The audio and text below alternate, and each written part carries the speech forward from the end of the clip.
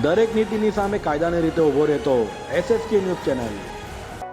વિવાદ વચ્ચે રાજકોટના ભાજપના ઉમેદવાર પુરુષોત્તમ રૂપાલા સુરત આવી પહોંચ્યા હતા, જ્યાં તેઓ ઉમિયાધામ મંદિરના દર્શન કર્યા બાદ સાંજે સંમેલનમાં ભાગ લેશે। રાજકોટ લોકસભા બેઠકના ભાજપના ઉમેદવાર કેન્દ્રીય મંત્રી પુરુષોત્તમ રૂપાલા સામે હાલ ક્ષત્રિયો મેદાને આવી ગયા છે, ત્યારે રૂપાલા હાલ પાટીદારોના શરણે આવી ગયા છે। રૂપાલા સુરતના પ્રવાસે આવ્યા હતા, જ્યાં ઉમિયાધામ મંદિરમાં દર્શન કર્યા બાદ બાદા માતાજીના આશીર્વાદ સાથે ભોજન લીધું હતું અને ત્યારબાદ રૂપાલાએ સુરતમાં પાટીદાર સમાજના અગ્રણીઓનો સંપર્ક કર્યો હતો। તો સાંજે ગોપીન ગામ ખાતે યોજાનાર પાટીદાર સમાજના સંમેલનમાં રૂપાલા ભાગ લઈ પાટીદારોને રીઝવવાનો પ્રયાસ કરશે। સુરત વસતા અમારા આગેવાનો એક ગોઠવેલો એના ભાગરૂપે આજે હું સુરત છું અને માતાજીની કૃપાથી મા ભગવતી ઉમિયાના આશીર્વાદના ધર્મલાભ અમને અપાવવા માટે ઉમાધામ સુરતના સૌ આગેવાનોનો હું અંતઃકરણપૂર્વક આભાર માનું છું। આટલી ઝડપથી અને આટલી વ્યસ્તતા વચ્ચે આટલા બધા વિવિધ સમાજના આગેવાનોને અહીંયા ઉપસ્થિત રાખી અને એ બધાના આશીર્વાદ પણ મને અપાવ્યા એ માટે પણ હું આયોજકોનો આભાર માનું છું। અમારા આગેવાન ભરતભાઈ બોગરા અહીંયા સુરત વસતા રાજકોટ લોકસભાના વિવિધ સમાજના અગ્રણીઓને મારી મુલાકાત કરાવવા માટે આયોજન કરી રહ્યા છે। એના ભાગરૂપે આજના દિવસમાં હું અહીંયા આપ સૌને મળવા માટે આવ્યો હતો। અનાયાસે માતાજીના દર્શનનો પણ લાભ મળ્યો, આપ સૌને મળવાનો અને આપ સૌની સાથે બે વાત કરવાનો પણ મને અવસર મળ્યો। અહીંયા જુદા જુદા મારા જૂના ભાઈબંધો, વિવિધ સમાજના અગ્રણીઓ, વિવિધ સંસ્થાઓના આગેવાનો એ બધાએ મળી અને એમની શુભકામનાઓ મને પાઠવી। એવું સુંદર આયોજન આટલી ઝડપથી કરવા માટે હું આ નવી ટીમને જેટલા આપું એટલા અભિનંદન ઓછા। મિત્રો, આપ સૌ જાણો છો કે ચૂંટણી ચાલુ થઈ ગઈ છે ને આખો એ દેશ લોકશાહીના ઉત્સવની અંદર જોડાવા માટે થનગની રહ્યો છે। એના બે ત્રણ કારણો છે। ઘણા વર્ષો પછી ભગવાન શ્રી રામ એમના મંદિરની અંદર પધાર્યા અને અયોધ્યામાં જે દિવસે સાચુકલા રામ લંકાનો વિજય મેળવીને આવ્યા હતા તે દિવસનું વર્ણન જે રામાયણની અંદર આપણને જોવા મળે છે એનીથી અનેક ગણો આનંદ 22મી જાન્યુઆરીએ આખા દેશની અને દુનિયાની અંદર અને આવી તો અસંખ્ય વિગતો છે।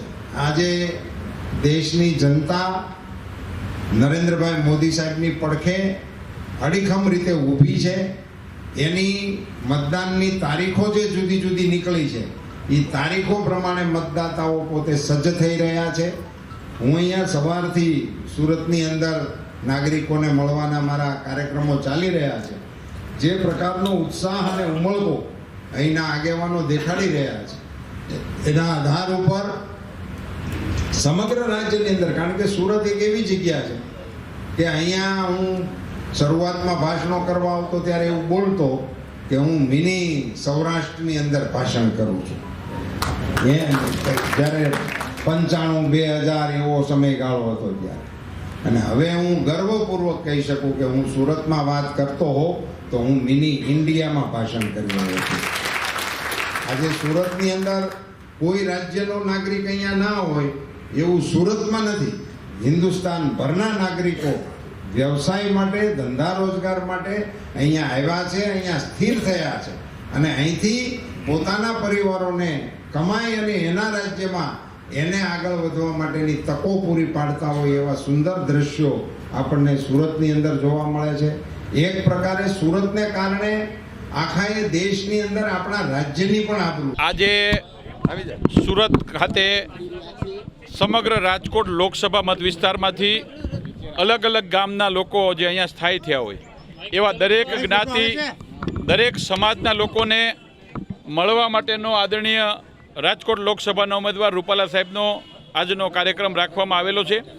સંપૂર્ણ દિવસ દરમિયાન દરેક તાલુકાના અલગ અલગ આગેવાનોના ઘરે ચા પાણીનો કાર્યક્રમ રાખ્યો છે। અત્યારે મા ઉમૈયાજીના દર્શન કરી અને સાંજે 6 વાગે ગોપીન ફાર્મમાં રાજકોટ લોકસભાના 7 જેટલી વિધાનસભામાં આવતા ગામોમાંથી વસતા સૌ સમાજના આગેવાનોને સાંજે મળવાનો કાર્યક્રમ રાખ્યો છે, ગોષ્ઠી રાખી છે. અને આપ સૌના માધ્યમથી હું ડૉક્ટર ભરત બોગરા પ્રદેશ ભાજપના ઉપાધ્યક્ષ પણ વિનંતી કરું છું કે સૌરાષ્ટ્રના ઘણા બધા લોકો અલગ અલગ ગામમાંથી દરેક જ્ઞાતિના લોકો અહીંયા વસે છે સુરતમાં.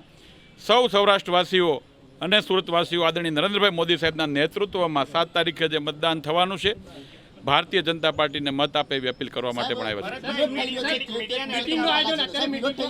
કોઈ વિરોધ છે નહીં, બધા સાથે.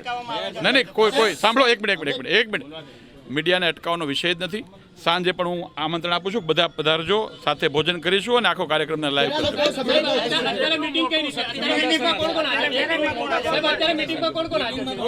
સાંજનું મારા તરફથી પાર્ટીના ઉપાધ્યક્ષ તરીકે આપને અત્યારે કોઈ સાંભળો એક મિનિટ, અત્યારે કોઈ મિટિંગ જ નથી. બધા લોકોને, દરેક જ્ઞાતિના, કોઈ એક સમાજના નથી, દરેક જ્ઞાતિના લોકોને સાંભળો. રાજકોટ લોકસભામાંથી વસતા દરેક જ્ઞાતિ સમુદાયના લોકોને શુભેચ્છા મુલાકાત છે, સવારથી મળવાનું છે, બીજું કોઈ મિટિંગનું આયોજન નથી. ના, બધી જ્ઞાતિના લોકો છે, કોઈ આગેવાનો નથી. શક્તિ પ્રદર્શન છે જ નહીં, બધાને મળવા માટેનો કાર્યક્રમ છે. ઉમેદવાર પોતાના મત વિસ્તારના લોકોને મળવા આવે ને આ પરંપરા તો વર્ષોથી સુરતની અંદર છે. આદરણીય મનસુખભાઈ માંડવિયા સાહેબ પણ પોરબંદરથી બધાને મળવા માટે આવ્યા હતા. અમરેલીથી પણ ભરતભાઈ સુતરિયા અમારા ઉમેદવાર પણ બધાને મળવા માટે આવવાના છે. ને રાજકોટથી પણ, અને હું પણ 2012થી ચૂંટણી લડું છું.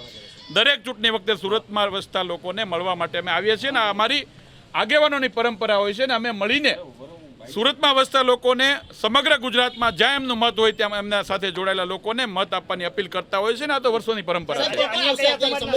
દરેક જ્ઞાતિના લોકો 18 વરણ, જે મેં કીધું એમ, રાજકોટ લોકસભા વિસ્તારના કોઈ પણ ગામમાંથી વસતા હોય, સહી, સુતાર, દરજી, મિસ્ત્રી, પટેલ, કોઈ પણ જ્ઞાતિના લોકો, ક્ષત્રિય હોય, બ્રાહ્મણ હોય, બધા જ મળવા આવવાના છે. તમે જે સંમેલન કર્યું છે બરાબર એની આજુબાજુમાં જ કોંગ્રેસ અને આપનું પણ અમે તો અમારા એજન્ડા પ્રમાણે કામ કરીએ છીએ, બાકીની પાર્ટી એનું કામ કરતી છે. અમે તો છેલ્લા 10 દિવસ પહેલાનું આ પ્લાનિંગ કર્યું હતું અને વર્ષોથી અમારી, મેં કીધું એમ, પરંપરા છે ને, લોકશાહી છે, બધા જ પોતાના સંમેલનો કરી શકે. ચૂંટણીનું પર્વ છે, બધાનો એનો અધિકાર છે. એમની વાત એ કરશે, અમારી વાત અમે કરશું. તમારી બાજુમાં આયોજન કરવાનું તાત્પર્ય શું?